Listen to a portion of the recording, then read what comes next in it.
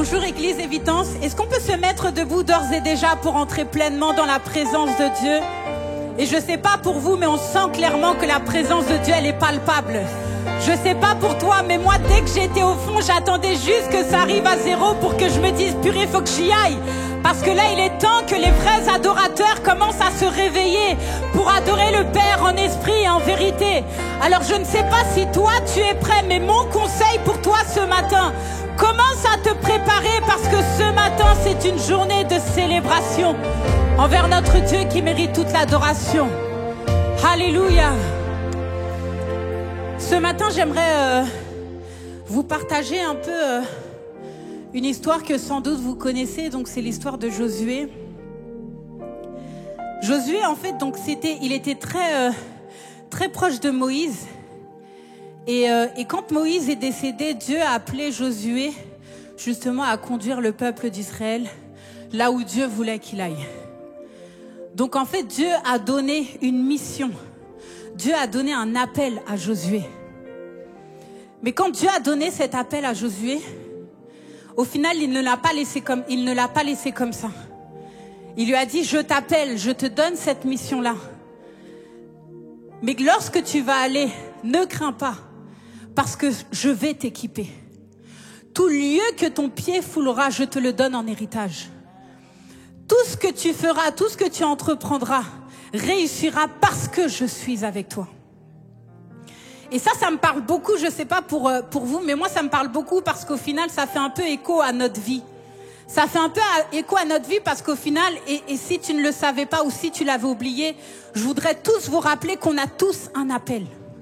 On a tous une mission individuellement. Et je ne sais pas si en ce moment tu es en train de te demander « Ah, mais à quoi je suis destinée au final ?» Laisse-moi te dire que Dieu a déposé des dons et des talents. Dieu a déposé un appel et une mission sur ta vie qui est bien déterminée et bien définie. Mais pour cela, à l'instar de Josué, Dieu a décidé de t'équiper aussi. Dieu a décidé de t'équiper. Et Dieu s'est engagé à travers cet équipement qu'il nous donne. C'est comme un contrat, comme un engagement qu'il fait entre toi et lui au final. Et l'équipement qu'il te donne, c'est un équipement qui est suprême, un équipement qui est surnaturel. C'est tout simplement le Saint-Esprit. Tout simplement le Saint-Esprit qui est là pour t'accompagner et te guider au quotidien vers l'appel et la mission que Dieu t'a donnée. Et ce matin, j'aimerais vraiment que tu prennes conscience que tu n'es pas seul dans ton appel. Tu n'es pas seul dans ton combat. Tu n'es pas seul dans la mission que Dieu t'a donnée. Tu n'es pas seul dans ton chemin. Tu n'es pas seul en direction de la destinée que Dieu a prévue pour toi. Il est temps aujourd'hui qu'on prenne conscience que dans tout ce qu'on fait, au final, nous ne sommes pas seuls. Parce que Jésus a été à la croix, justement, il est parti pour nous donner le consolateur. Et c'est lui que nous devons avoir en ligne de mire, c'est lui que nous devons suivre. Et trop souvent, on néglige le Saint-Esprit, alors que c'est lui notre compagnon de marche, c'est lui notre compagnon de destinée, c'est lui notre compagnon dans la mission et dans l'appel qu'on est censé faire pour la gloire de Dieu. Donc ce matin, j'aimerais vraiment qu'on prenne conscience et qu'on prenne en compte le rôle et l'importance du Saint-Esprit dans notre vie. On a trop souvent mis de côté cette personne. On s'est trop souvent dit Dieu le Père et Dieu le Fils, mais souvent on met de côté le Saint-Esprit. Mais ce matin, je voudrais te dire que le Saint-Esprit a tout autant d'importance que le Père et le Fils dans ta vie. Le Saint-Esprit a tout autant d'importance que le Père et le Fils dans ton appel ou dans ta mission. Et il est temps qu'on prenne conscience que cette personne est plus que surnaturelle. Et si Jésus est parti à la croix pour nous donner le consolateur, c'est bien parce que le consolateur est présent pour t'accompagner en toutes circonstances. Dans les bons comme dans les mauvais moments, le Saint-Esprit est important. Et c'est de ça dont on va parler ce matin. On va parler de l'importance du Saint-Esprit dans notre combat. On va parler de l'importance du Saint-Esprit dans notre appel et dans notre mission. Alors j'aimerais qu'on élève la voix tous ensemble et qu'on puisse s'adresser uniquement au Saint-Esprit. Qu'on puisse s'adresser uniquement au Saint-Esprit. Et si tu avais perdu cette connexion avec le Saint-Esprit, alors cette prière est présente pour que tu puisses reconnecter avec lui. Si tu l'avais mis de côté, alors fais de cette prière une prière de réconciliation. Fais de cette prière une prière de connexion. Fais une prière de reconnexion là où tu t'étais déconnecté. Et demande au Saint-Esprit de bien vouloir te faire prendre conscience de l'importance qu'il a dans ton appel, de l'importance qu'il a dans ta mission. Alors élève ta voix, élève ta voix, élève ta voix. Et adresse-toi au Saint-Esprit en ce moment. Oui, Saint-Esprit, nous sommes là, Jésus. On est là, Saint-Esprit, à tes pieds, pour te dire, oh, véritablement, qu'on a peut-être négligé l'importance que tu avais dans notre vie. Mais aujourd'hui, on veut pouvoir reconnecter avec toi. On veut pouvoir nous réconcilier avec toi, ô Saint-Esprit de Dieu. Alors aujourd'hui, on veut te rendre la gloire que toi seul mérites, Saint-Esprit. Viens à travers la louange et à travers l'adoration, à travers la prédication, et parle au plus profond de nos cœurs, afin que nous ne puissions plus repartir comme nous étions venus, Saint-Esprit de Dieu. C'est ainsi que nous t'appelons, au Saint-Esprit. Au nom de Jésus, ta fille t'a prié. Amen. Alléluia. Parce que ce matin, on est prêt à louer Dieu de tout notre cœur, de toute notre âme et de tout notre esprit. Alors on va simplement accueillir Dieu et lui dire qu'on est là pour lui ce matin, qu'on est là pour le célébrer et le louer. Alors si c'est ton cas, je t'invite à chanter, à te réjouir, peut-être à retirer ton manteau, ta veste, parce que là on va louer Dieu et on va le louer en esprit et en vérité. Alléluia, chante. Oh, oh, oh, oh, oh. Si tu connais, tu vas dire: nous sommes là pour toi, que ton esprit souffle, alors que nos louanges s'élèvent vers toi. La gloire te revient pour l'éternité. Entends notre adoration rien que pour toi. Nous sommes là pour toi. Alors on va dire: nous dansons et nous chantons. Nous t'adorons, Père, nous t'adorons. Oui, tu es roi, nous sommes là pour toi. Nous te donnons tout, Père, tu es digne de nos louanges. Tu es digne de louanges, nos cœurs sont prêts, Seigneur. Nous sommes là pour Jésus, nous sommes là pour toi.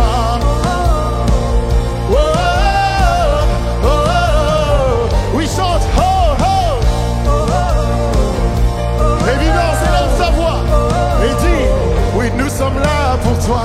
Nous sommes là pour toi, que ton esprit souffle, alors que nos louanges s'élèvent vers toi. La gloire te revient pour l'éternité.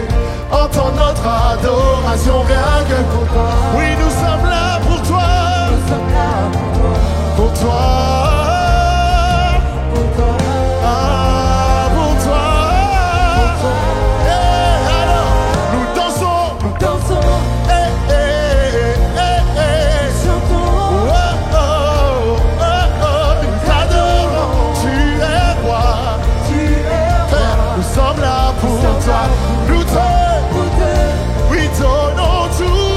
donnons tout. Père, tu es digne de nos louanges. Tu es digne de louanges. Nos cœurs sont prêts, Seigneur. On va dire ensemble: nous dansons. Nous dansons. Nous chantons. Oui, nous t'adorons. Tu es roi. Tu es roi. Nous sommes là pour toi. Nous te, je te donne tout, Père, ce matin. Alors reçois mon adoration. Tu es digne de louange, nos cœurs sont prêts, Seigneur.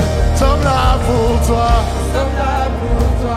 Alléluia, si tu es venu pour Jésus ce matin, alors tu vas pouvoir le chanter et dire: oui, nous avons soin de toi. Viens, Seigneur, et révèle-toi. Nous avons soin de toi. Oui, viens, Seigneur, et révèle. L'église chante. Nous avons soif de toi. Viens, Seigneur. Oui, nous avons soin de Nous toi. avons soif de toi. Viens, Seigneur. Ensemble encore une fois. Nous avons soif de toi.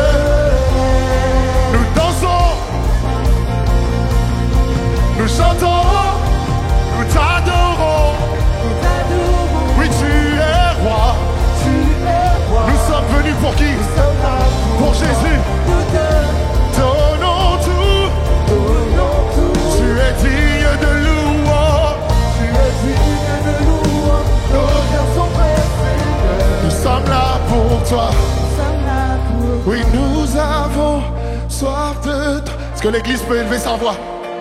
Alléluia, on n'a pas besoin des instruments pour élever notre voix. Comment? L'église chante. Nous avons de toi. Oui, nous avons, c'est le cri du cœur. On y va. 1, 2, 1, 2, nous avons soif de toi, d'un Seigneur. Oui, nous avons soif de toi. soif de toi, Viens Seigneur. Une dernière fois, nous avons. soif de toi. Oui, Père, j'ai soif de toi. Alléluia, révèle-toi dans ma vie. Soif de toi. Viens Seigneur. Alléluia. Est-ce qu'on peut pousser un cri de joie pour Jésus ce matin? Alléluia. Mon Dieu règne à jamais.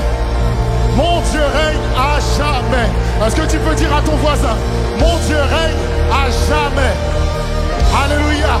Tu peux trouver un autre voisin et lui dire, mon Yahweh est au contrôle. Mon Yahweh est au contrôle. Alléluia. Je ne connais pas ta situation. Je ne sais pas ce que tu vis. Mais mon Dieu règne. Et Yahweh est au contrôle. Alléluia. Alléluia. Dieu est le Dieu 3 fois saint. Il est grand. Et ce matin, on peut venir devant le trône de sa grâce de manière humble. Quelle que soit notre situation, quel que soit ce qu'on a pu vivre dans cette semaine, même peut-être ce matin, on peut venir à ses pieds pour chanter sa grandeur, chanter à quel point il est saint, chanter à quel point il est magnifique. Alors Seigneur, ce matin, je veux venir à tes pieds. Je veux venir devant toi. Je veux venir déclarer à quel point tu es saint. Je veux te remercier, être reconnaissant pour le sacrifice que tu as pris à la croix. Pour moi, pour me donner la vie. Alléluia. Toutes les générations devant lui prosterner entonnent ensemble un cantique à l'agneau. Alléluia. Ceux qui nous ont précédés et ceux qui nous suivront entonneront ce cantique à l'agneau. Alors on va dire ton nom. Oui, ton nom est le plus grand, ton nom est tout puissant, ton nom est au-dessus de tout. Puissance, autorité, royaume et dignité, ton nom est au-dessus de tout. Ensemble. Et les anges acclament, tu es saint, l'univers proclame. Oui, tu es glorifié.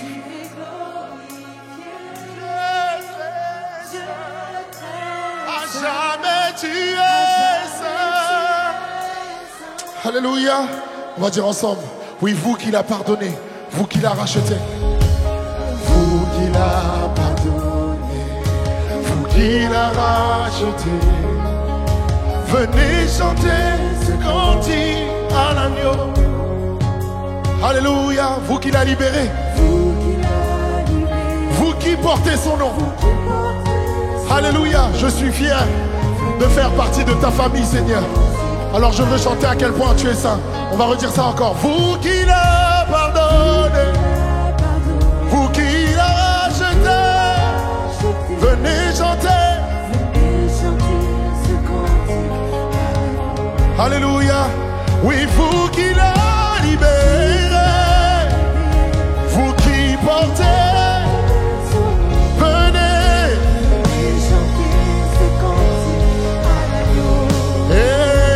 Ensemble, nos voix résonnent pour l'éternité. Et les anges, tu es saint.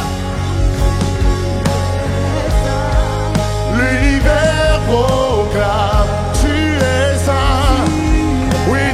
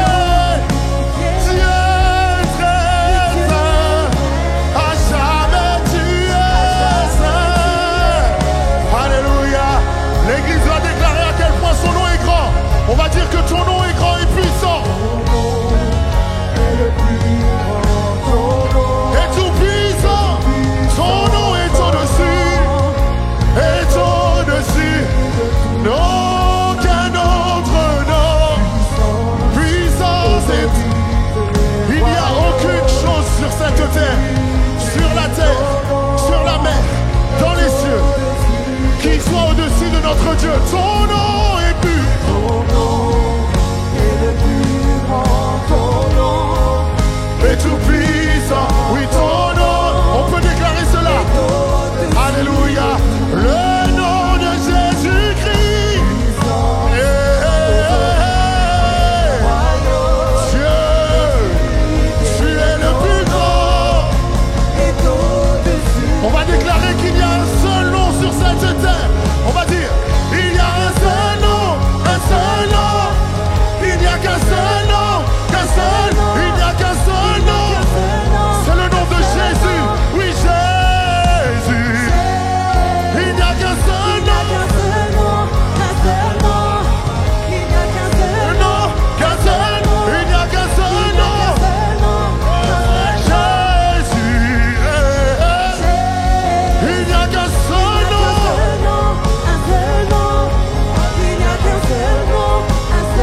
Il n'y a qu'un seul nom. Jésus. Oui, ton nom est le plus grand. Ton nom. Est-ce que tu peux dire ça de tout ton cœur? Si tu le crois réellement ce matin. Qu'une louange particulière puisse jaillir de ta bouche. Lorsque tu te rends compte de la grandeur de Dieu. Ton nom est au-dessus. Encore une fois, Église Évidence chante. Ton nom est... Ton nom est au-dessus.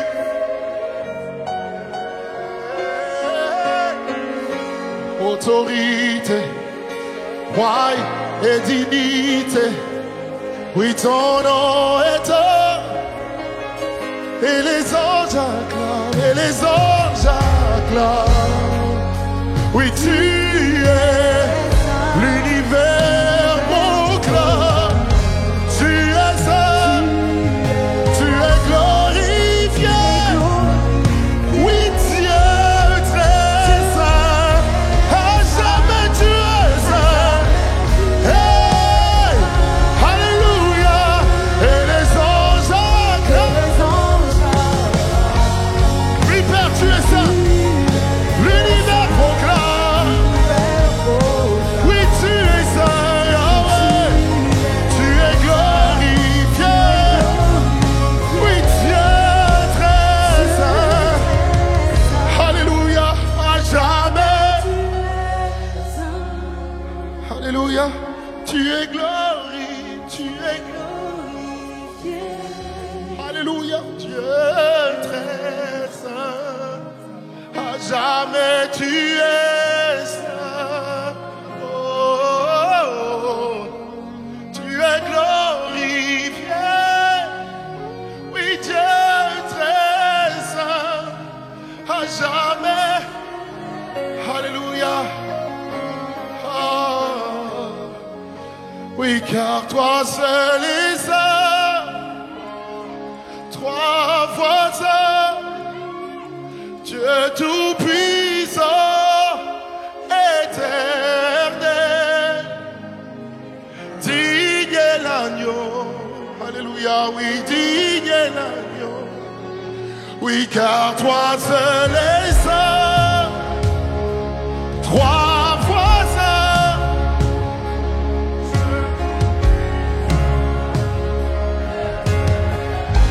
Alléluia, louange à l'agneau. Louange à l'agneau. Alléluia, car toi seul. Trois fois saint. Dieu tout-puissant. Éternel. Oui, gloire à l'agneau. Et gloire à l'agneau. Alléluia, car toi seul, car toi seul. Hey.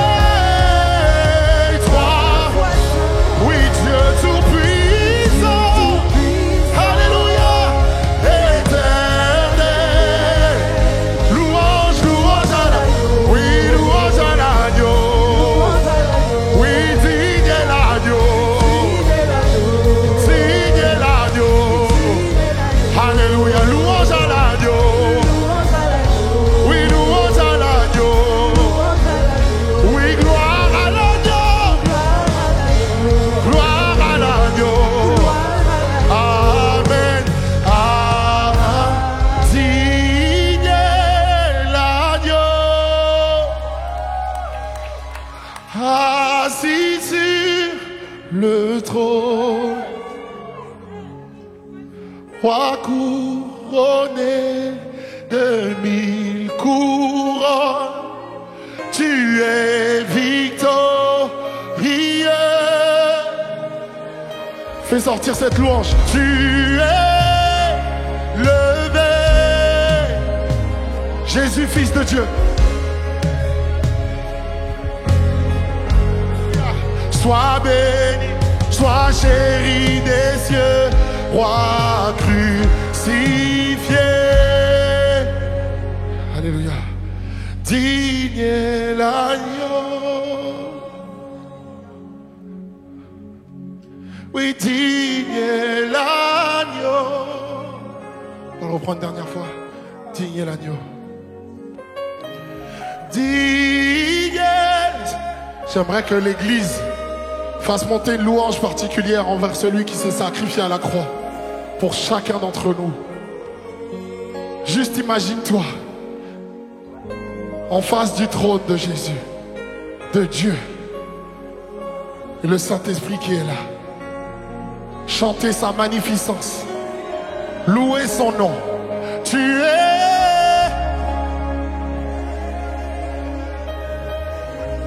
Oublie ton voisin, oublie ta voisine, oublie les gens qui t'entourent là.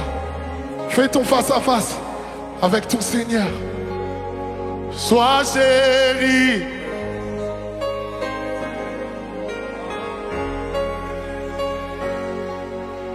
Digne est l'agneau.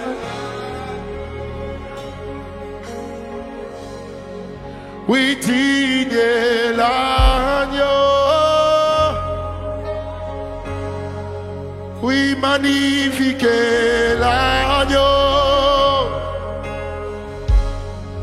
Oui, gloire à l'agneau.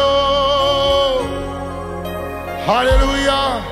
Nous élevons l'agneau sacrifié. Oui, digne est l'agneau.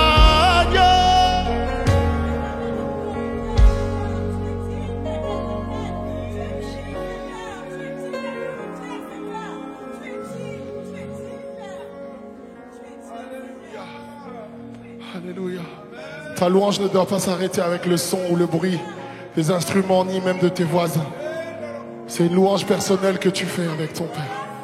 Si tu dois ouvrir ta bouche et élever ta voix, si tu dois déclarer à quel point Dieu est saint ce matin dans ta vie, déclare-le, afin que Dieu puisse faire son œuvre. Alléluia. Alléluia. Nous entrons dans tes parvis. Alléluia. Nous déclarons à quel point tu es digne, à quel point tu es saint. Alléluia. Yes.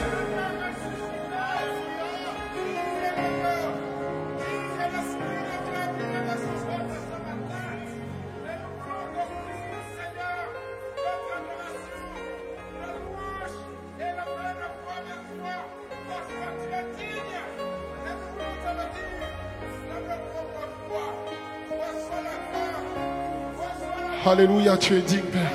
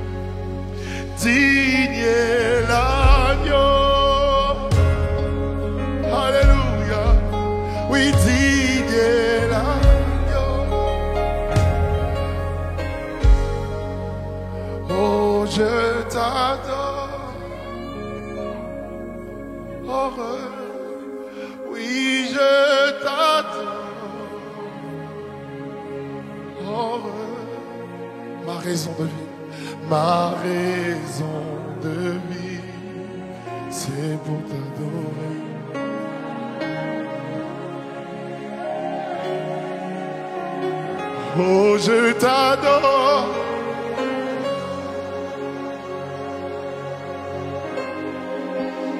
Oui, je t'adore. Ma raison. Alléluia. Si tu le dis pas pour moi, mais tu le dis vraiment pour toi et ta vie. Oui, oh, je t'adore. Alléluia. Oui, je t'adore.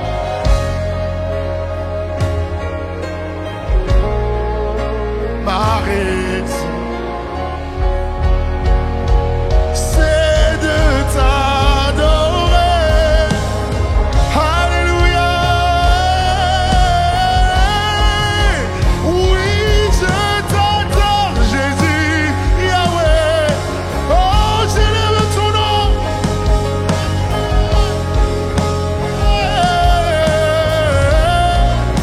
Ma raison de vie. Oui, je vis pour t'adorer.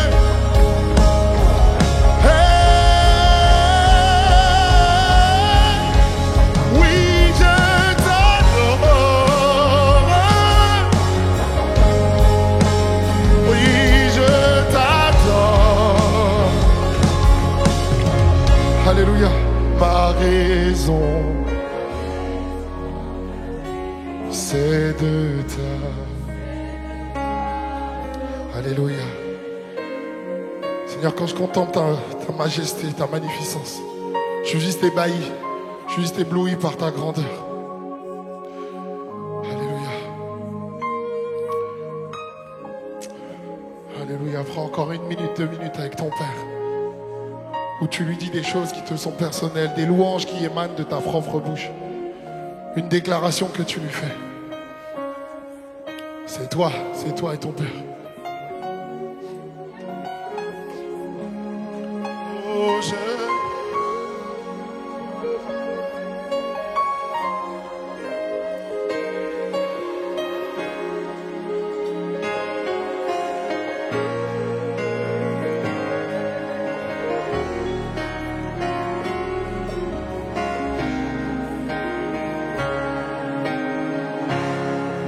Alléluia.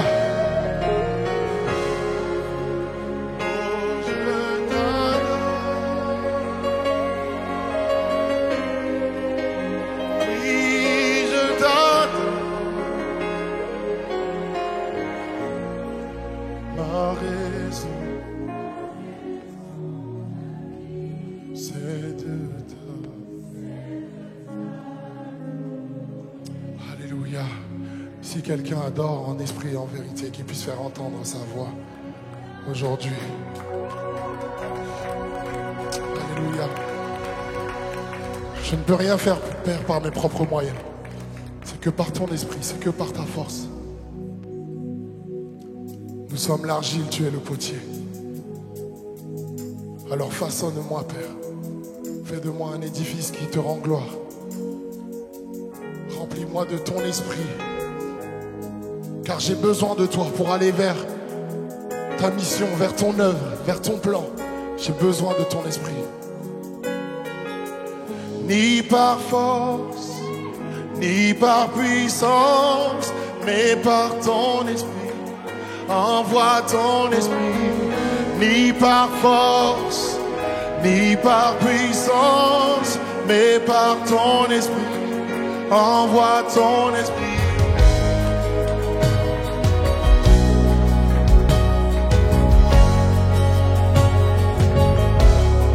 Par ton esprit, Père, tu es le feu, nous sommes ton... Tu es la voix, nous sommes le chant. Alléluia.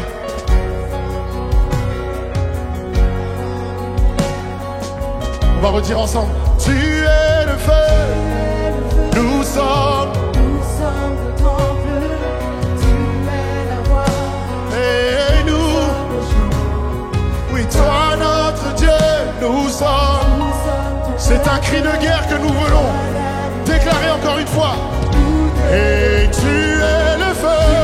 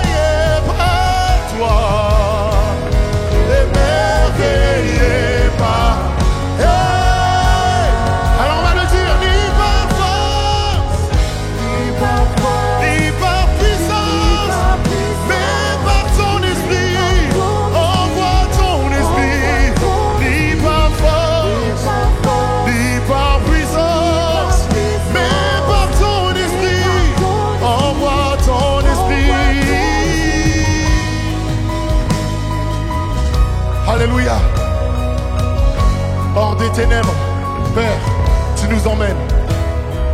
Tu nous appelles hors des ténèbres, dans ton amour, dans ta lumière.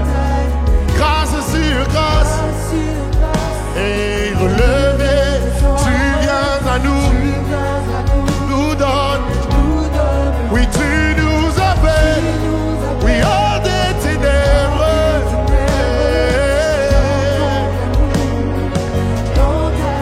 Grâce sur grâce. Oui, tu viens à nous, tu nous donnes vie. Nous sommes émerveillés. Oui, émerveillés par toi, Jésus.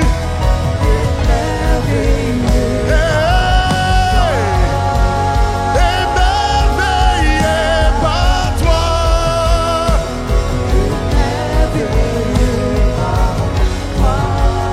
Oui, émerveillé par toi. Je suis émerveillé par ton amour, par ta beauté. Alors, Père, ce sera ni avec mes forces, mais par ton esprit. Mais par ton esprit, envoie ton esprit, ni par force, ni par puissance, mais par ton esprit, envoie ton esprit, ni par force.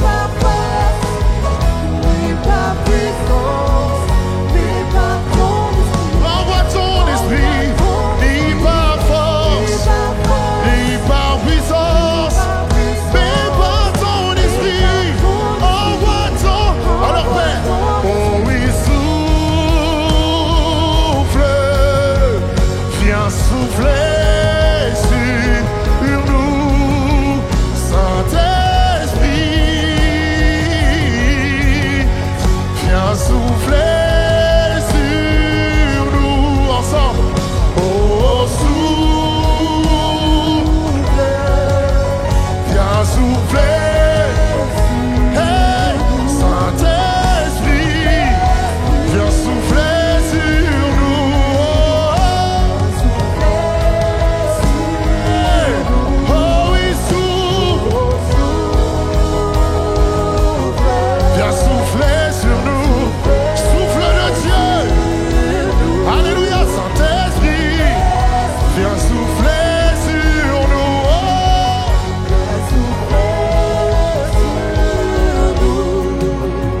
Oh Dieu, ni par force, ni par ma puissance, mais par ton esprit, envoie. Ni par force, ni par ma puissance. Yeah. Déclare-le, ni par force, j'ai tant besoin de ton esprit.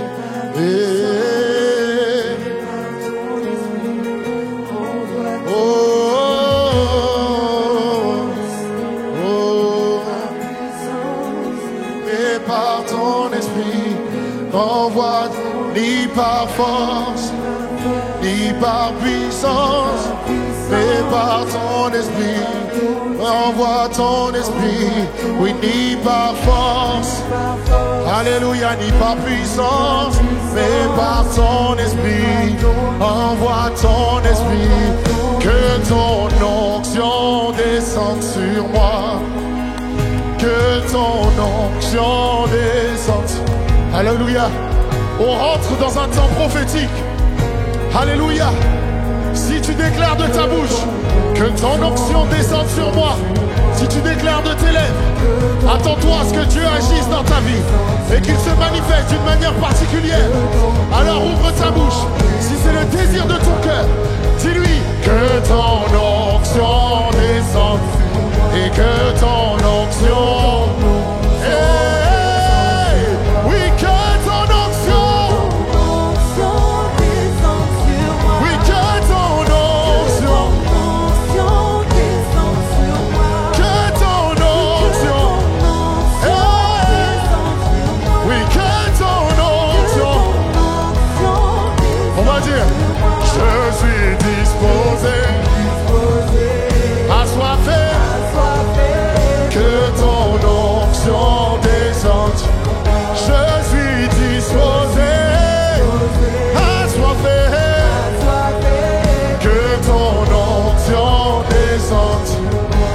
suis disposé. Est-ce que l'assemblée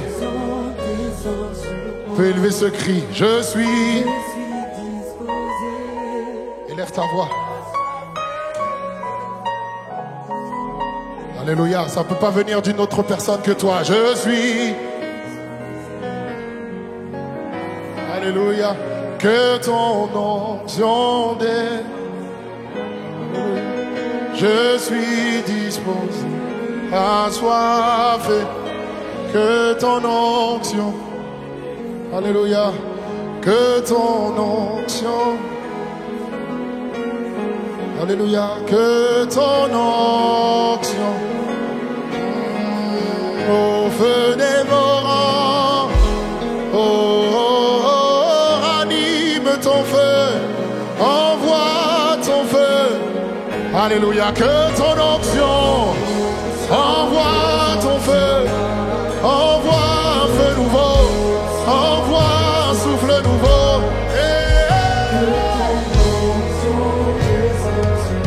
Que ton onction. Alléluia. La Bible dit que Dieu ne refuse pas son esprit à ceux qui le demandent. Alors réclame, réclame, réclame, réclame. Demande à ton Père, demande-lui de te remplir ce matin. Remplir de sa force, remplir de sa puissance, remplir de sa joie, de sa paix, de son onction. Alléluia, réclame, réclame. Va chercher, va chercher, va chercher. Alléluia, onction de Dieu, onction de Dieu, onction de Dieu. Saint-Esprit, tu es là. Tu es là, tu es là, tu es là, tu es là, Jésus. Et nous avons besoin de toi, Éternel. C'est pour toi que nous sommes là. C'est toi que nous voulons voir, Jésus. Alors remplis-nous, remplis, remplis, remplis, Papa. Remplis ce lieu, remplis nos vies, remplis, Père Éternel. Cette atmosphère, Jésus. Souffle, Seigneur, souffle sur nous. Souffle ce matin, souffle, Seigneur. Souffle, Père Éternel, dans le nom de Jésus. Souffle, Seigneur. Souffle, Père Éternel. L'ennemi n'a pas sa place. Le péché n'a pas sa place ici, Roi des Rois. Alors remplis-nous, remplis-nous. Que tout esprit éternel qui ne vient pas de toi soit chassé, soit mis en déroute, éternel roi. Alléluia, dans le nom de Jésus. Alors viens, Jésus, viens, alléluia. Viens et remplis ce lieu. Viens et remplis nos cœurs. Viens et remplis nos vies. Viens et remplis nos pensées, Père éternel. Dans le nom de Jésus. Ce n'est ni par la force, ni par la puissance, mais par ton esprit. Ton esprit qui donne la vie. Ton esprit qui nous remplit. Ton esprit, roi des rois, qui nous fortifie. Ton esprit, éternel mon roi, qui nous ouvre les portes du surnaturel. Ton esprit, Seigneur. Ton esprit en nous. Remplis, remplis, remplis. Souffle, Seigneur Jésus. Alléluia. Alléluia, que ton feu, que ton onction. Je suis disposé.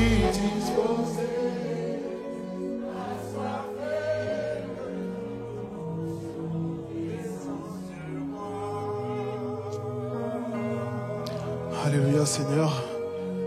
Alléluia, nous te prions de remplir nos vies, remplir nos cœurs. Tu étais là avant même qu'on arrive. Alléluia, depuis la création du monde, tu étais là et tu nous attendais. Seigneur Jésus, je prie ce matin, Père éternel, que tu puisses prendre toute la place, Seigneur Jésus. Je prie, Père éternel, que tu puisses m'utiliser. Père éternel, moins de moi et plus de toi, Jésus. Je prie ce matin, Père éternel, qu'on puisse tous repartir avec une bonne dose de ton esprit, Père éternel. Tous remplis, Père éternel. Tous activés, Père éternel, par ta présence, par ton esprit, Seigneur Jésus. Je prie, Roi des rois, ce matin, éternel, mon roi, que par ton esprit, que les malades soient guéris, que les personnes tourmentées, Père éternel, soient délivrées, Père éternel, que les pensées captives reviennent à ton obéissance, Saint-Esprit, dans le nom puissant de Jésus. Viens et fais ton œuvre en nous. Viens et fais ton œuvre au milieu de nous, Seigneur. Alléluia. Nous sommes disposés, disponibles pour recevoir ce que tu as pour nous, Seigneur. Alors continue ton œuvre, Seigneur, dans le nom de Jésus. Alléluia. Alléluia, gloire à Jésus. Alléluia. Alléluia, vous pouvez prendre place. Merci à la louange. Alléluia, le pasteur Abednego n'est pas là ce matin. Et du coup, j'ai la charge de vous apporter le message de la parole. Et j'aimerais commencer par vous dire, si, du coup, je vous disais que vous avez reçu un virement d'1 million ou d'1 milliard d'euros. quelle va être votre réaction. Ok? Qu'est-ce que vous allez dire? Qu'est-ce que vous allez penser? Qu'est-ce que vous allez imaginer? Là, j'en vois déjà qui regardent au ciel, qui se disent « Ouais, je vais m'acheter telle voiture, telle paire de baskets. Je vais acheter une maison pour la daronne, comme on dit. Voilà, on a plein d'idées, plein de projets, etc. » Parce qu'on sait que, voilà, le million, le milliard, c'est vraiment l'abondance, c'est quelque chose d'illimité. Et j'aimerais, du coup, nous dire ce matin que notre compte est déjà crédité et que le compte de notre vie est crédité et il est crédité de la vie éternelle. Et dans Éphésiens 1, 13, 14, il est écrit « Et en Christ, vous aussi, vous avez entendu le message de vérité, cet évangile qui vous apportait le salut. Oui, c'est aussi en Christ que vous qui aviez cru, vous avez obtenu de Dieu l'Esprit Saint qu'il avait promis et par lequel il vous a marqué de son sceau pour lui appartenir. Cet esprit constitue l'acompte de notre héritage, en attendant la délivrance du peuple que Dieu s'est acquis. Ainsi, tout aboutit à célébrer sa gloire. » Et j'ai souligné, cet esprit constitue l'acompte de notre héritage. À partir du moment où tu donnes ta vie à Jésus, tu deviens héritier du royaume des cieux, héritier de la vie éternelle. Et un acompte, en gros, par définition, c'est un paiement partiel que tu reçois avant de recevoir la totalité de la somme qui t'est due. Un acompte, c'est les premières parts que Dieu nous donne en tant que chrétiens avant qu'on puisse profiter pleinement de la gloire avec lui quand il reviendra chercher son Église. Et donc le Saint-Esprit, c'est un avant-goût tout simplement de la gloire de Dieu. Et contrairement à ce qu'on a pu voir dans l'Ancien Testament, nous, le Saint-Esprit, il est directement en nous, en chacun de nous, chrétiens sauvés et rachetés. Et ce Saint-Esprit-là, les amis, il nous garantit tout simplement que nous allons avoir le salut. Il garantit le salut que Dieu a promis pour ceux qui croient en lui, pour ceux qui ont foi en lui. Et c'est vraiment une garantie qu'on a d'être sauvés, d'être avec lui quand il viendra nous chercher. Et c'est vraiment quelque chose d'important à garder en tête. Donc le Saint-Esprit, l'acompte, c'est vraiment une garantie et c'est les prémices de la gloire de Dieu, c'est les prémices de ce que Dieu veut faire dans nos vies pour l'humanité. Et de manière générale, dans la construction, si on prend un exemple, s'il y a un promoteur qui veut construire un bâtiment, si on veut construire une maison, etc., il faut toujours donner un acompte, il faut comme toujours donner une petite part pour qu'on puisse commencer à acheter les matériaux, pour que l'entreprise qui fait les travaux commence à acheter les matériaux, qu'elle puisse commencer à faire les travaux, à poser les fondations, etc.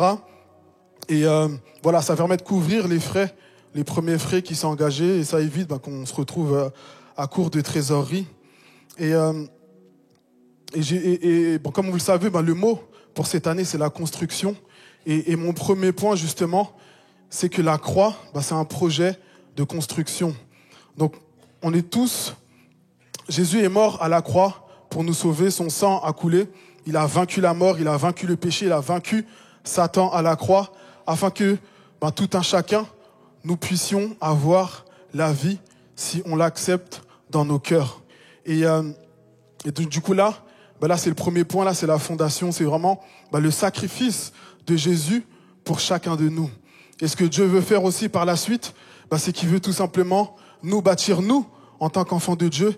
Il veut, par son esprit, nous changer, nous transformer, nous régénérer et faire de nous de nouvelles créatures qu'on ne définit plus par notre passé, par les péchés, par les mauvaises choses qu'on a pu faire, mais parce que lui veut faire au travers de nous, au travers de nos vies, par le plan qu'il a pour chacun de nous. Et une autre chose qu'il veut faire également, c'est bâtir son Église, dont Jésus est le chef, et dont Jésus est l'autorité suprême. Et bâtir son Église, c'est nous tous en fait. C'est pas le bâtiment, mais c'est toi, plus toi, c'est nous tous en fait qui formons l'Église et qui formons le corps de Christ. Et c'est ce que Dieu veut bâtir en fait, tout simplement. Il nous a fait passer des ténèbres à son admirable lumière afin qu'on puisse refléter sa gloire, refléter qui il est et ben tout simplement qu'on puisse être aussi des instruments entre ses mains. Et au travers de l'Église, ce que Dieu veut faire, donc il y a vraiment 3 éléments que Dieu veut faire au travers de l'Église. C'est que tout d'abord le but de l'Église, donc l'Église ça signifie assembler, c'est le fait d'être, initialement c'est le fait d'être ensemble, d'être rassemblés, etc. Et l'Église, c'est nous tous qui composons, c'est notre unité qui composons l'Église, c'est le même esprit qui est en chacun d'entre nous. Et le but de l'Église, les amis, c'est de servir Dieu, c'est de rendre un culte à Dieu par la louange, par nos chants, par l'adoration, etc. Donc, tu rends un culte à Dieu déjà avec ta propre vie. Et parce que la Bible, elle nous dit d'offrir nos corps comme un sacrifice vivant, ce qui sera de notre part un culte raisonnable. Donc déjà, on rend un culte à Dieu par nos vies, mais on rend aussi un culte à Dieu lorsque nous nous unissons ensemble pour chanter ses louanges et pour lui rendre gloire. Le but de l'Église, c'est aussi de servir les croyants. C'est dire que Dieu a mis des dons, des talents en chacun de nous, mais ce n'est pas que pour nous, mais c'est plus destiné aux autres, c'est pour bénir les autres, pour édifier les autres, pour qu'on puisse se fortifier et qu'on puisse ensemble avancer dans le plan que Dieu a pour nous. Amen. Et le dernier point, c'est servir le monde. Parce que Dieu nous a sauvés, non pas pour qu'on puisse vivre une vie lambda, qu'on puisse se dire, c'est bon, je suis sauvé, j'ai plus rien à faire. Mais il nous a sauvés pour que nous aussi, à notre tour, qu'on puisse aller partager cette bonne nouvelle, qu'on puisse aller partager le témoignage de notre vie, de ce que Dieu a fait pour nous, de là où il est parti nous chercher et de là où il nous a ramenés. Et c'est aussi notre objectif en tant qu'Église d'aller et de faire de toutes les nations des disciples. Amen. Et on doit vraiment s'engager à cela. On doit partager l'amour de Dieu, le pardon, la miséricorde de Dieu tout autour de nous. Et sachant que Jésus va revenir chercher son Église. Et ce qu'il attend de nous, tout simplement, c'est qu'on puisse travailler, œuvrer. Et lorsqu'il revient, qu'il puisse voir une grande Église avec une multitude de personnes et une multitude de nations qui est là pour le louer, pour le chanter et pour l'adorer. Et dans le judaïsme, eux, ils attendent un temple qui est fait de pierre, un temple qu'on peut toucher. Mais en réalité, le temple de Dieu, c'est nous. La Bible nous dit que nous sommes une habitation de Dieu par son esprit. Et le temple de Dieu, c'est nous. Et le but du jeu, c'est qu'il y ait de plus en plus de personnes qui viennent composer ce temple, remplir ce temple, et qu'il soit grand, immense, et que le cœur de Dieu puisse se réjouir en ça. Amen. Et telle est notre mission. Et on ne doit jamais oublier ça. Si je vis aujourd'hui, ce n'est plus moi qui vis, mais c'est Christ qui vit en moi. Et Christ, son cœur, c'est les âmes. Son cœur, c'est tous les êtres humains, tous les hommes. En réalité, il est mort pour tout le monde. Il n'est pas mort que pour nous. Il est mort pour tout le monde. À partir du moment où tu l'acceptes dans ton cœur, dans ta vie comme Seigneur et Sauveur, toi aussi tu as part. Alors nous ne sommes pas des privilégiés, nous n'avons rien fait pour mériter ça, mais c'est tout simplement la grâce et l'amour de Dieu. Et cet amour-là, on ne doit pas être égoïste, il n'est pas que pour nous, mais il est aussi pour toutes les personnes qui sont dehors, qui sont dans le péché, qui sont dans toutes sortes de mauvaises choses. De la même manière que nous, il nous a retirés de la boue. La Bible dit que du fumier, il relève l'indigent. Et pareil pour tous ceux aussi qui sont dans le monde, le Seigneur a un plan pour eux, et le Seigneur est mort à la croix pour eux. Et si ces personnes-là l'acceptent, Dieu pardonnera tous leurs péchés, il leur donnera une nouvelle vie et une nouvelle espérance. Alors la moisson est grande et il y a peu d'ouvriers. Est-ce qu'il y en a qui veulent être ouvriers ce matin? Est-ce qu'il y en a qui veulent être ouvriers de Dieu? Est-ce qu'il y en a qui veulent que leur vie compte et que leur vie serve à ce que le royaume de Dieu, le temple de Dieu, soit peuplé d'une multitude?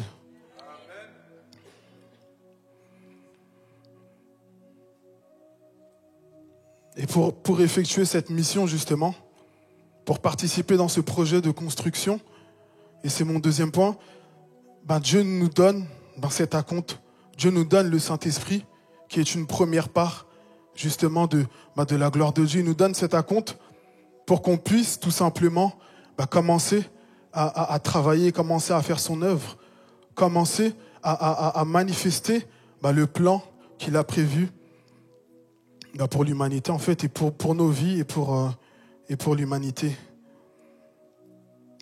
Et donc comme on l'a lu, le Saint-Esprit, du coup, il nous montre qu'on appartient à Dieu, qu'on est héritier. Et le Saint-Esprit, sa présence en fait dans nos vies, elle sert tout simplement à manifester la présence active de Dieu dans le monde, et en particulier dans l'Église. Le Saint-Esprit, il est là pour accomplir l'œuvre de Dieu dans le monde. Et on a cette grâce que Dieu veut collaborer avec nous, Dieu veut travailler avec chacun de nous, et il veut œuvrer dans le monde au travers de chacun de nous, au travers de chacune de nos vies.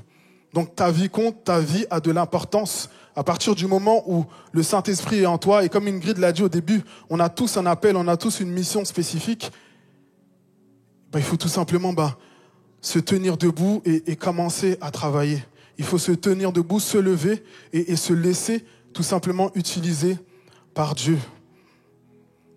Le Saint-Esprit, il est là pour nous fortifier, il est là pour nous équiper, il est là pour nous guider, pour nous conduire. La Bible dit qu'il est là pour nous conduire dans toute la vérité.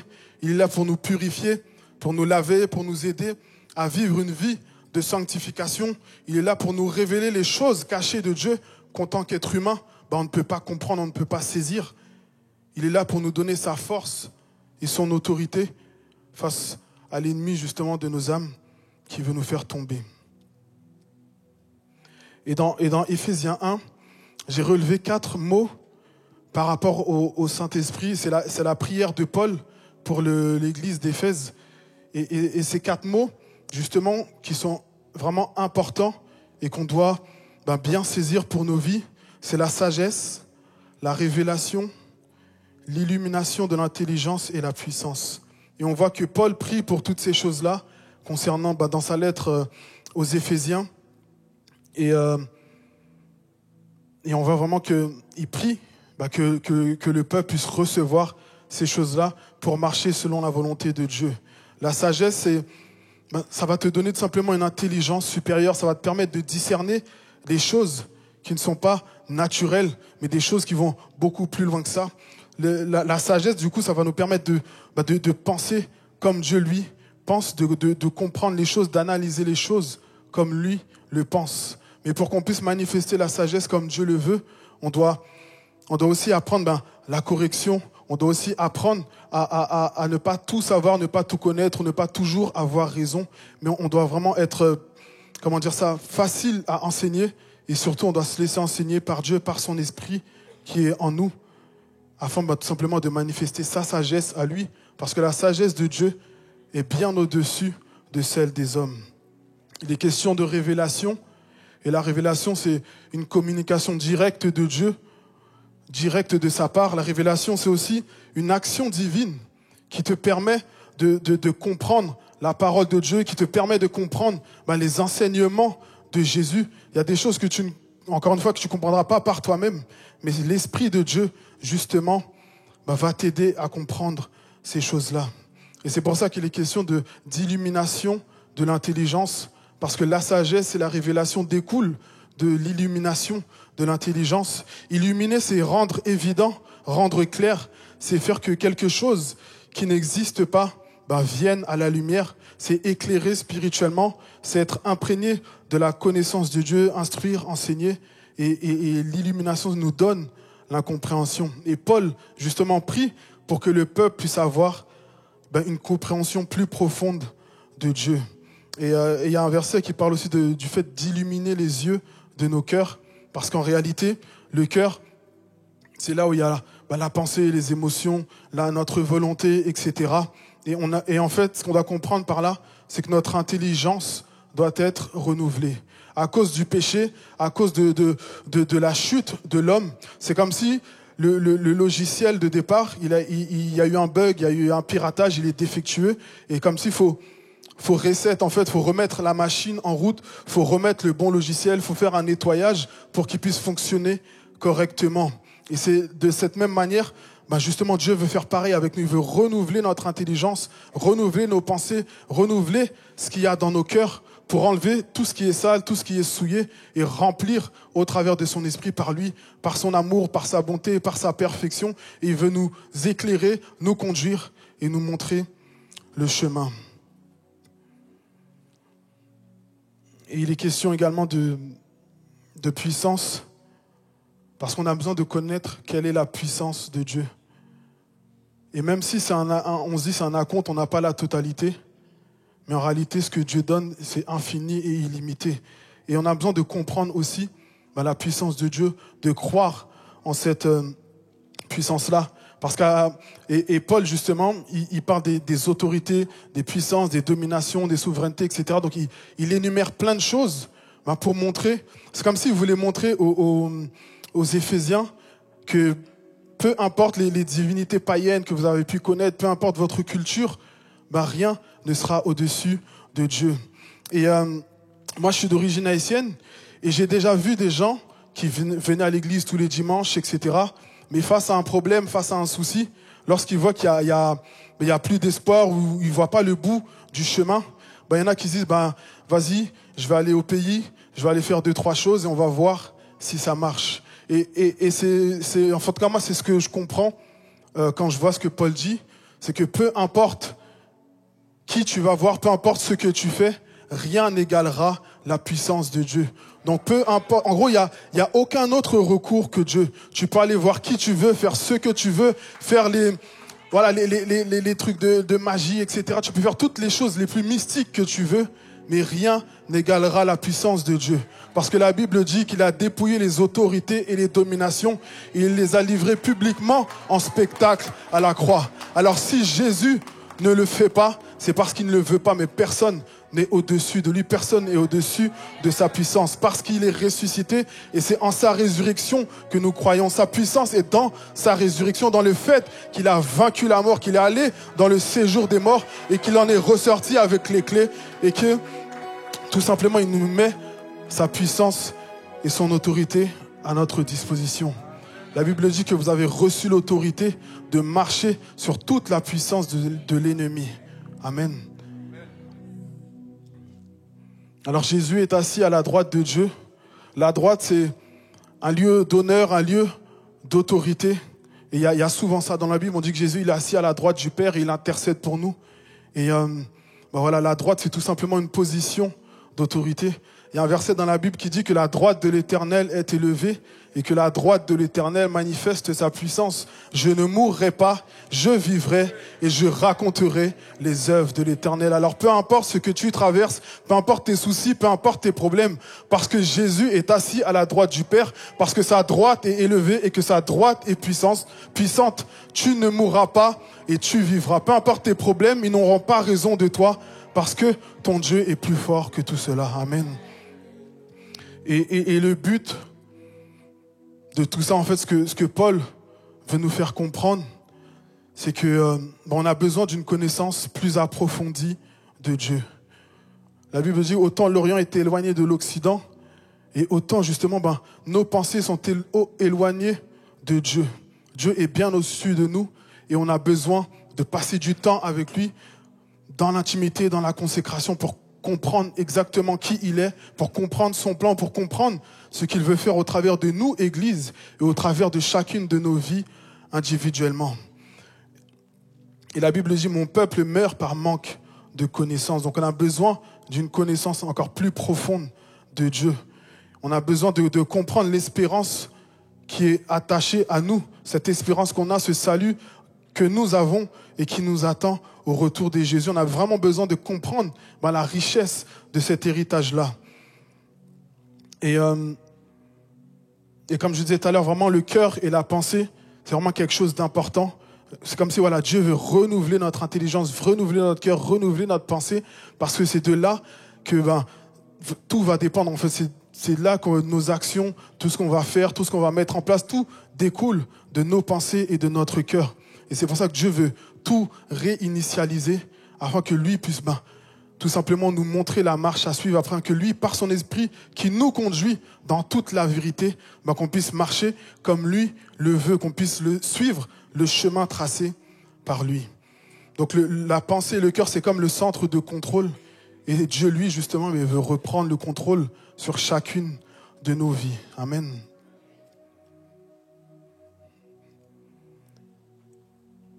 Et la richesse, du coup, j'ai parlé de la richesse de notre héritage. Et il y a un texte que je vais lire par rapport à ça, c'est dans Apocalypse 21, au verset 1, qui dit « Puis je vis un nouveau ciel et une nouvelle terre, car le premier ciel et la première terre avaient disparu, et la mer n'était plus. Et je vis descendre du ciel d'auprès de Dieu la ville sainte, la nouvelle Jérusalem, préparée comme épouse qui s'est parée pour son époux.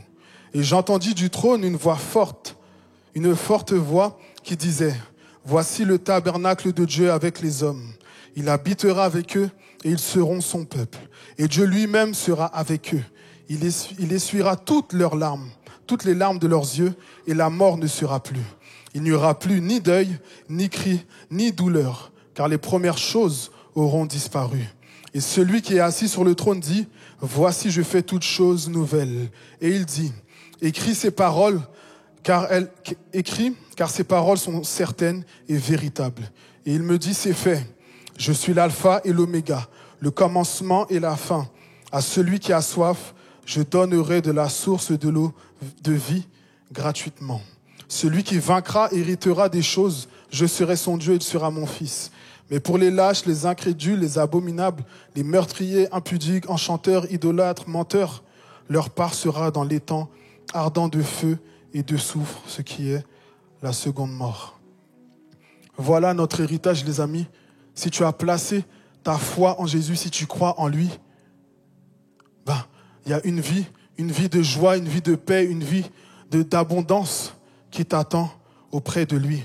Et je pense que quand on compare la terre et le ciel, la terre et ce que Dieu nous prépare, ce que Dieu nous réserve, en réalité, ça doit juste nous encourager à tout simplement amasser des trésors dans les cieux plutôt qu'amasser des trésors sur cette terre. Parce qu'on passera plus de temps dans l'éternité avec Jésus qu'ici-bas sur terre. On a besoin de prendre conscience de ça, les amis. Et la nouvelle création, ça sera un lieu de beauté, un lieu de paix, de joie, de plénitude dans la présence de Dieu. Est-ce que vous êtes là? Yes. Mais du coup, il y a un problème qui se pose. Et c'est mon troisième point, c'est le problème du déjà, mais pas encore. C'est-à-dire qu'on a un acompte, on a déjà une première part, mais on n'a pas encore tout. On n'a pas encore tout reçu. Le déjà, mais pas encore. Et j'aimerais, et dans la Bible, il y a un moment où Dieu il dit à Moïse, « Moïse, qu'as-tu dans la main ?» Et Moïse, il dit, une verge. Il lui dit, jette la verge. Il le fait et elle devient un serpent. Et au travers de cette verge, on voit que Moïse a fait plein de choses, plein de miracles. Grâce à Dieu, au travers de cette verge, il a ouvert la mer Rouge en deux. Et ce matin, j'ai envie de nous demander, Église Évidence, qu'est-ce que tu as entre les mains? Qu'est-ce que tu as en toi? Qu'est-ce que Dieu a mis en toi? Quels sont tes dons, tes talents? Qu'est-ce que Dieu a mis en toi? Où est le Saint-Esprit que Dieu a mis en toi? Et qu'est-ce que tu en fais en réalité?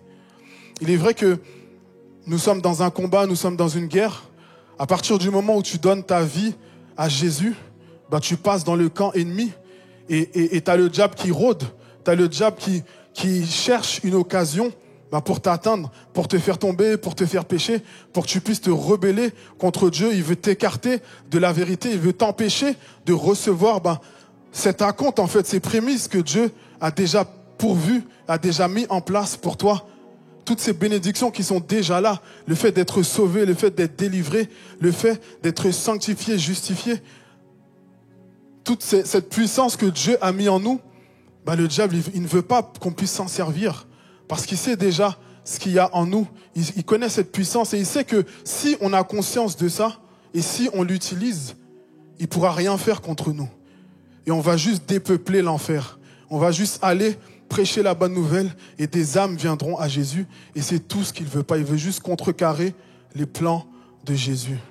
Donc les amis, on doit avoir conscience de ça, conscience de ce combat. Tu ne peux pas juste dire, je suis chrétien, je vais à l'église le dimanche et c'est tout. Tu peux pas dire je suis chrétien, mais bon, des fois j'aime bien mon petit péché, etc.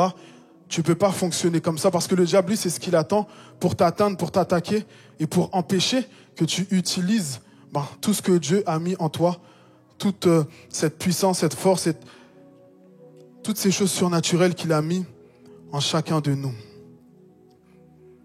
Et on doit vraiment comprendre qu'on est dans une guerre.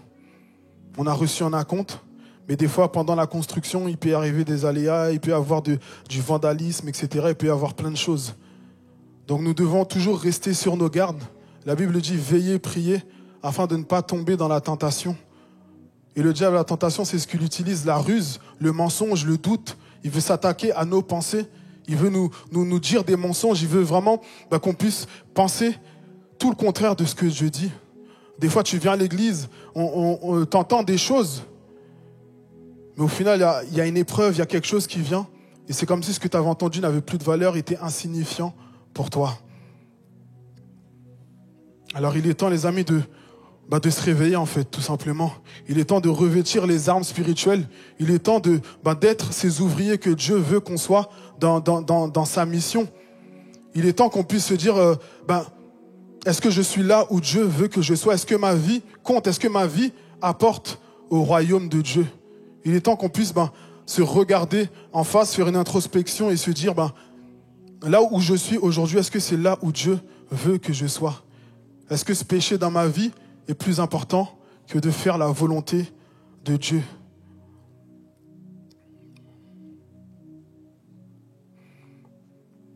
Alors, Église Évidence, qu'est-ce que tu as en toi? Que fais-tu de l'Esprit de Dieu en toi? Cet esprit qui donne la vie, cet esprit qui est tout puissant, cet esprit qui restaure les cœurs brisés, cet esprit qui guérit, cet esprit qui délivre, cet esprit qui te réconforte, qui te booste, cet esprit qui nous permet de passer du naturel au spirituel, au surnaturel de Dieu.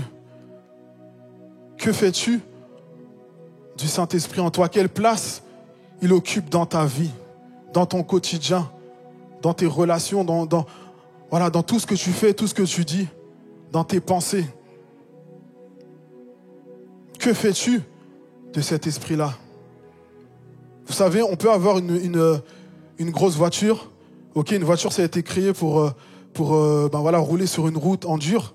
Tu peux avoir la voiture la plus puissante, la plus chère. Mais si tu vas dans l'eau avec, tu iras nulle part en fait. Et ce que je veux dire par là, c'est que nous, on a une puissance immense, illimitée. Nous-mêmes, on n'a pas conscience de ça. Mais au final, on n'en fait rien en fait.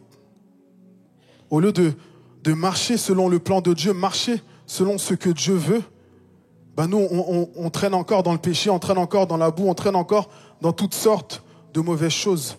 On laisse la paresse, la procrastination prendre le dessus et on ne fait pas ce que Dieu veut qu'on fasse. Alors que fais-tu de cet acompte? Je vais encore prendre un exemple de la construction. On peut donner un acompte, on peut donner, 100 000 € à plusieurs entreprises pour qu'elles puissent commencer des travaux. Un mois plus tard, tu reviens et tout le monde ne sera pas au même niveau. Et ce que je veux dire par là, c'est qu'on a tous reçu l'Esprit de Dieu et personne n'a reçu plus qu'un ou qu'une autre.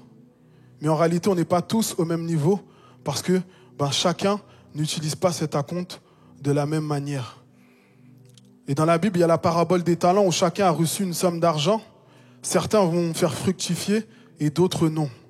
Alors, dans quel camp tu te trouves? Est-ce que tu fais fructifier le Saint-Esprit qui est en toi? Est-ce que tu le laisses prendre plus de place? Est-ce que tu cherches tout simplement à te laisser guider, à te laisser conduire par lui?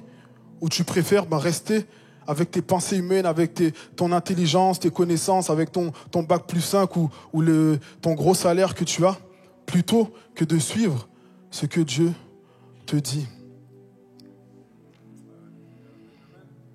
Vous savez, l'acompte qu'est le Saint-Esprit, en réalité, on ne peut pas le quantifier.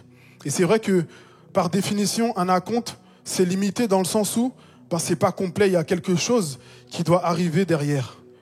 Mais avec Dieu, c'est différent. Cet acompte-là, il est d'un autre ordre, en fait. Cet acompte-là, c'est pas quelque chose de naturel, c'est pas comme de l'argent, mais c'est quelque chose qui vient d'en haut, c'est quelque chose de surnaturel qui vient du ciel. En réalité, un acompte, comme j'ai dit, par définition, c'est limité. Mais l'acompte de Dieu, qui est le Saint-Esprit, lui, est illimité. Et il est suffisant pour qu'on puisse vivre dans cette vie sur terre. Il est suffisant pour subvenir à tous nos besoins, pour qu'on puisse faire face à toutes les situations et qu'on puisse mener à bien le plan de Dieu qui veut construire son temple, qui veut bâtir son église, qui veut que tous les hommes, tout simplement, soient sauvés et parviennent à la connaissance de la vérité. Donc cet acompte que Dieu nous donne, en réalité, il est illimité et il nous permet de subvenir à tout. Et la seule limite, entre guillemets, qu'il pourrait y avoir, c'est nous-mêmes, c'est notre chair. Parce que ce qu'on doit comprendre, c'est que cet acompte-là, ce Saint-Esprit que Dieu nous donne, il est illimité, mais que si tu restes dans le plan de Dieu. Et c'est pour ça que les amis, qu'il faut suivre le plan, suivre ce que la parole de Dieu dit, suivre ce que Dieu te dit, ce que Dieu te révèle, écouter et obéir quand Dieu te parle. Il est important de suivre le plan. Il y a une expression qui dit qu'un ouvrier travaille au goût du maître. C'est-à-dire que si je te demande de peindre la pièce en bleu, tu dois juste la peindre en bleu en fait. Tu ne dois pas me dire, moi je préfère que ça soit vert parce que je trouve que ça fait mieux. Ok ? C'est Dieu qui a envoyé son fils Jésus à la croix. C'est lui qui a pris tous nos péchés, toutes nos fautes. Et c'est lui qui nous donne la vie éternelle. Alors si il dit quelque chose, on doit juste obéir en fait. Parce que si on est là aujourd'hui, c'est grâce à lui, c'est parce qu'il nous a rachetés que nous sommes là. On n'a aucun mérite, on n'a rien fait pour ça. Et si ce n'était pas lui, je ne sais pas si moi-même je serais là devant vous aujourd'hui. Et nous devons comprendre cela et tout simplement avoir un cœur obéissant, qu'on puisse se soumettre à Dieu et respecter le plan de Dieu. Parce que l'acompte, il est illimité que si on reste dans le plan. Des fois, on peut se dire que c'est pas suffisant quand on voit les problèmes, quand on voit nos luttes, quand on voit nos souffrances, quand on voit une situation qui n'aboutit pas, quand on prie pour des choses mais on ne les voit pas venir, mais on se dit, mais Dieu, tu m'as oublié, Dieu, qu'est-ce que tu me fais? Mais en réalité, il a déjà pourvu à toutes choses. Il y a des choses qu'il ne nous donne pas, il faut juste être patient, ça peut peut-être venir après. Il y a des choses qu'on n'aura pas, et c'est comme ça, c'est sa volonté, il faut juste lui obéir en fait, tout simplement. Et tant que tu restes dans le plan, il y aura assez. Parce que quand tu t'éloignes du plan et que tu vas dans le péché, c'est là où tu es vulnérable, c'est là où l'ennemi il va t'atteindre, il va t'attaquer. Et c'est là où l'Esprit Saint va être attristé et tu vas comme l'étouffer et l'empêcher de s'exprimer. Alors vouloir faire les choses à notre sauce, à notre manière, c'est de l'ingratitude en fait, tout simplement pour ce que Dieu a fait pour nous. C'est de l'orgueil. C'est de penser qu'on est mieux que Dieu, qu'on sait mieux que Dieu, alors qu'il est au-dessus de toutes choses. Et des fois, on dit, moi j'aime Dieu, pourquoi je ne pourrais pas aller en boîte de nuit les vendredis soirs? C'est pas grave, j'aime Dieu quand même, je lui demande pardon. J'aime Dieu, je vais à l'église, mais pourquoi je ne pourrais pas me droguer? Pourquoi je ne peux pas vivre avec ma copine? Ou pourquoi je pourrais pas faire l'amour avant le mariage, etc. Pourquoi je ne pourrais pas faire ces choses-là? Mais ça ne veut pas dire que j'aime pas Dieu, etc. Mais en réalité, c'est le plan de Dieu. On doit juste suivre le plan. Et on n'est personne pour changer le plan. Si Dieu te dit que le mensonge n'est pas bien, le mensonge, c'est pas bien. Si Dieu te dit de pardonner même tes ennemis, tu dois pardonner même tes ennemis, que tu le veuilles ou non. Parce qu'il nous a rachetés à un grand prix. Il a envoyé son Fils pour nous. Et à notre tour, nous devons lui donner nos vies. Donc il est vraiment important qu'on puisse comprendre ça, qu'on puisse comprendre le plan de Dieu, comprendre notre espérance, qu'on puisse voir plus haut et plus loin que cette terre, que ce qu'on vit actuellement. Il y a plein plus de choses qui nous attendent derrière. Et des fois, il peut arriver qu'on soit frustré parce qu'on voit les autres autour de nous qui, peut-être qui font des magouilles, qui font des mauvaises choses et qui réussissent. mais la Bible dit que chacun recevra son salaire. Donc il y en a qui profitent, il faut les laisser profiter. Il ne faut pas que tu te fasses influencer et que ça te donne des mauvaises idées. Donc laisse faire les gens de mauvaises choses et chacun recevra sa récompense. Alors restons focalisés les amis sur le plan de Dieu, restons focalisés sur ce que Dieu veut faire.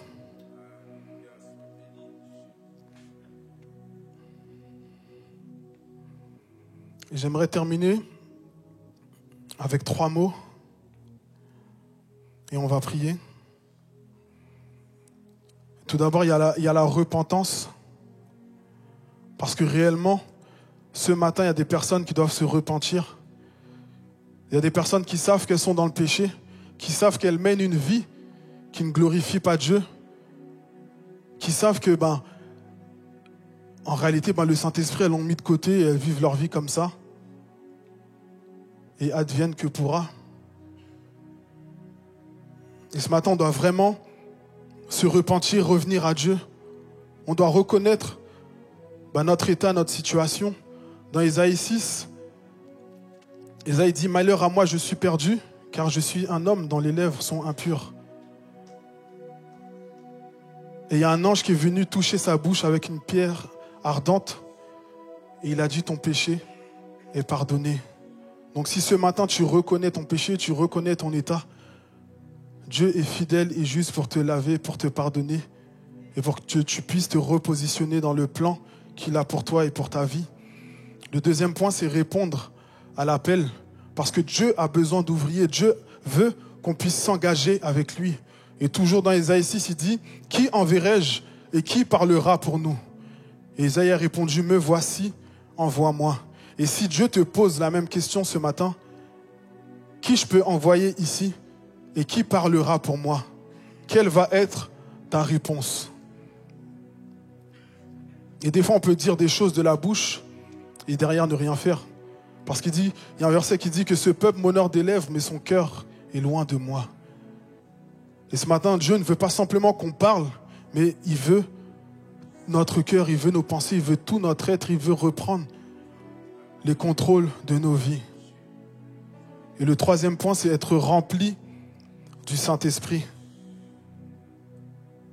Être rempli du Saint-Esprit, c'est que ce Saint-Esprit qui est en toi, il doit grandir, grandir, grandir. Moins de moi et plus de lui. Moins de moi et plus de Dieu. Moins de mon intelligence et plus de l'intelligence divine. Et nous devons simplement être remplis du Saint-Esprit. Est-ce qu'on peut se mettre debout, s'il vous plaît? Dans Ésaïe 11, verset 2, il est dit « L'Esprit de l'Éternel reposera sur lui.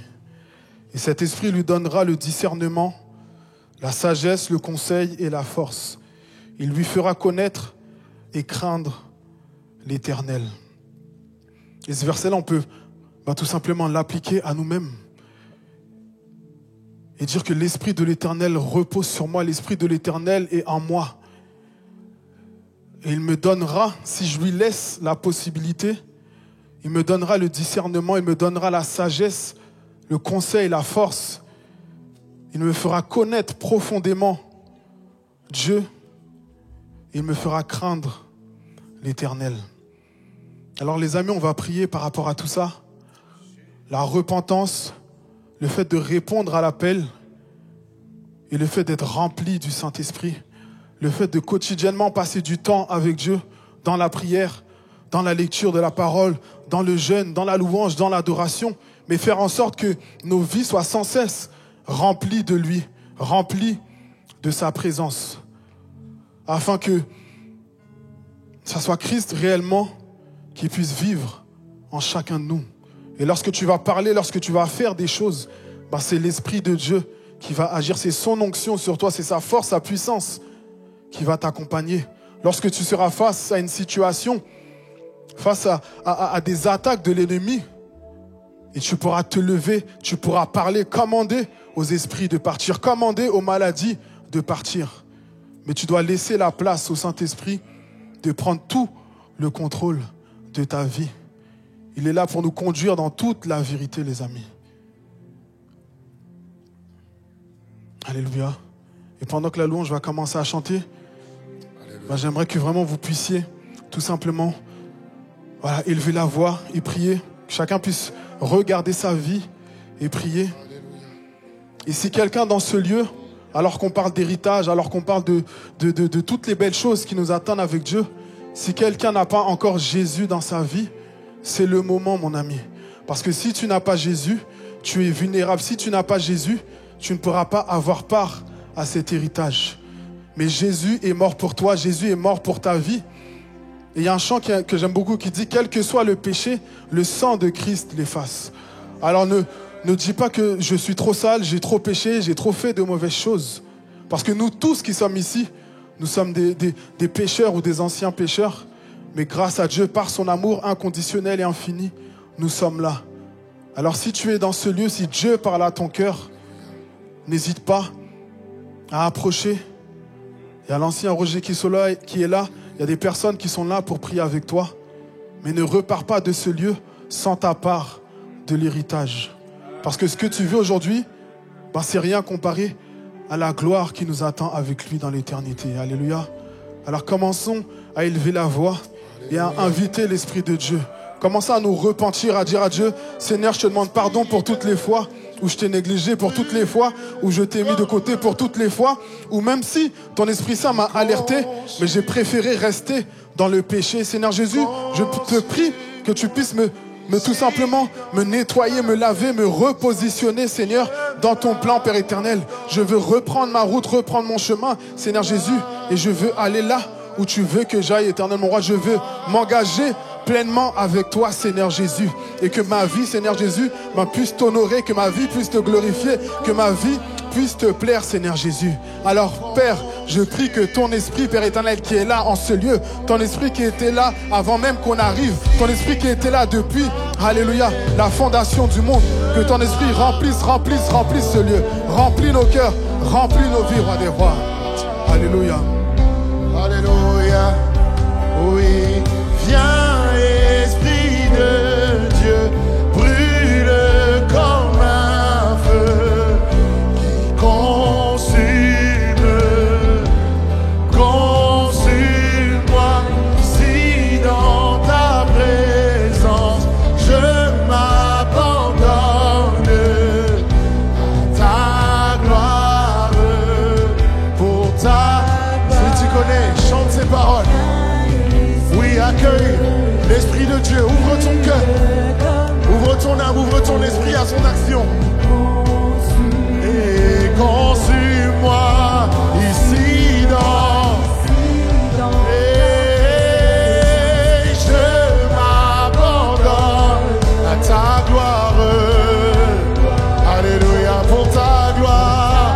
Oui, viens, Esprit de Dieu, brûle comme un feu qui consume, qui consume.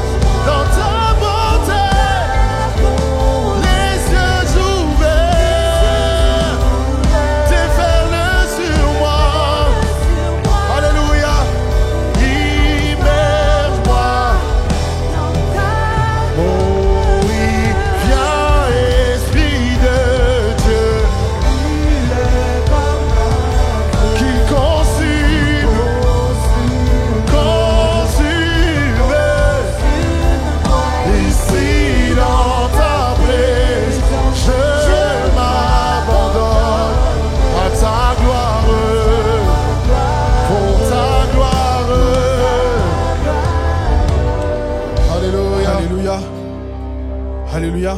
Est-ce qu'on peut juste lever les mains au ciel et de dire Saint-Esprit, remplis-moi.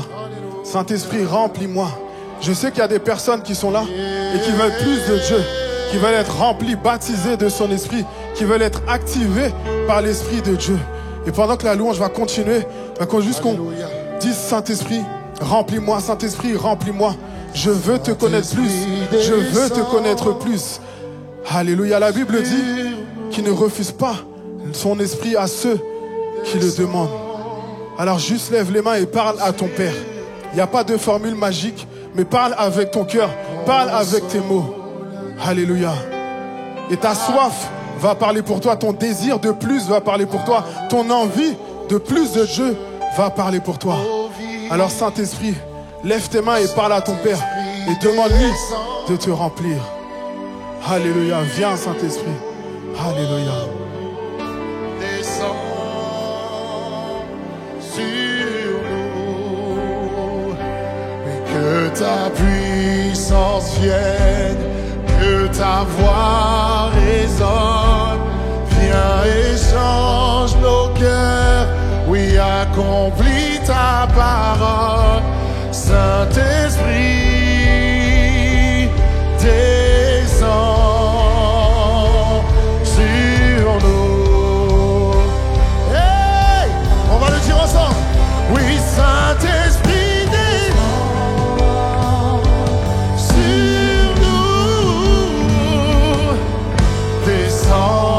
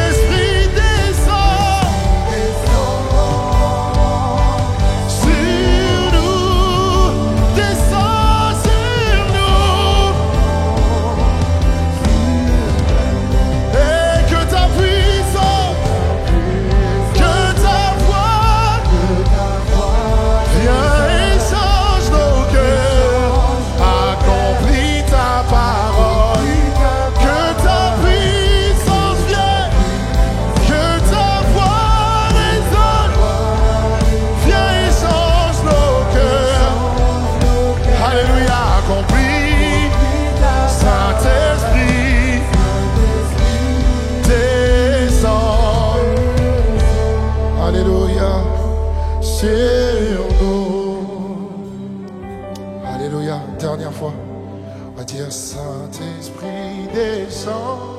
C'est ta prière ce matin. Sur nous. Oui, descends. Sur nous. Consolateur. Amen. À nouveau touche ma vie. À nouveau touche ma vie. Oui, Saint-Esprit, descends sur nous. Descends sur nous. Alléluia. Que ta puissance vienne, que ta voix, alléluia, viens et change. Oui, accomplis ta. Dernière fois, que ta puissance, déclare-le de ta bouche, que ta voix, si tu désires l'entendre plus, viens et change mon cœur. Change mon cœur, accomplis ta parole. Que ta puissance vienne, que ta voix résonne. Viens et change mon cœur, accomplis.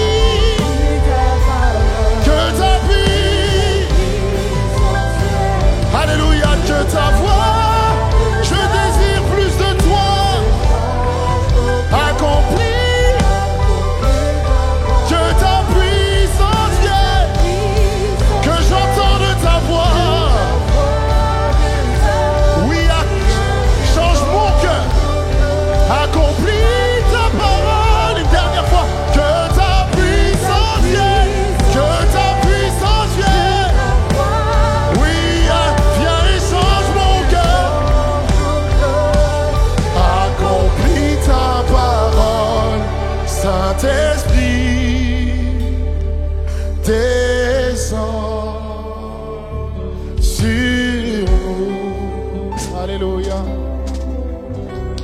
toi qui changes les vies.